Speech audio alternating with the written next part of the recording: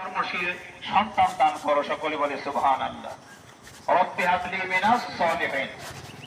এই দোয়া শুধুমাত্র ইব্রাহিমের না, এই দোয়া গোটা উম্মতবাসীর জন্য, যারা এখনো পৃথিবীতে আসেননি, যাদের এখনো সন্তানাদি হননি, তাদের জন্য একই দোয়া ইব্রাহিম আলাইহিস সালাম করেছিল যে হে আমার রব, আমাকে সৎ কর্মশীল সন্তান দান করো।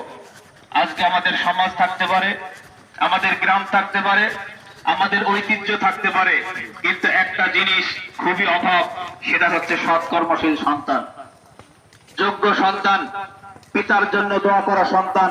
এই সন্তানের বিশাল অভাব আমরা দেখতে পাচ্ছি।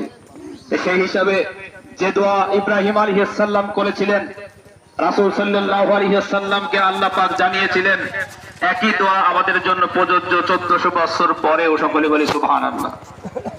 এই 1400 বছর পরে প্রযোজ্য যে দোয়া, এই দোয়া মৃত হয়ে যায়নি, এই দোয়া রহিত হননি, এই দোয়া এখন পর্যন্ত চলমান।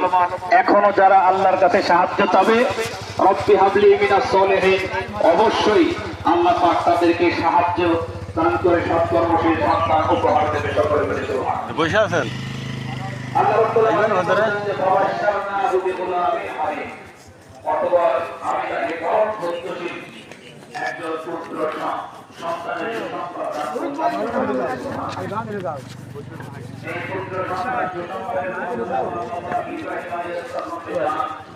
তিনি আশ্চর্য হয়েছিলেন।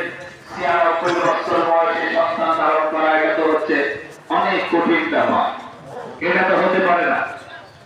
86 বছর বয়সে সন্তান ধারণের বিষয়টা তো একটা আশ্চর্যজনক ব্যাপার আমাদের পক্ষে, কিংবা এখনকার প্রজন্মের পক্ষে।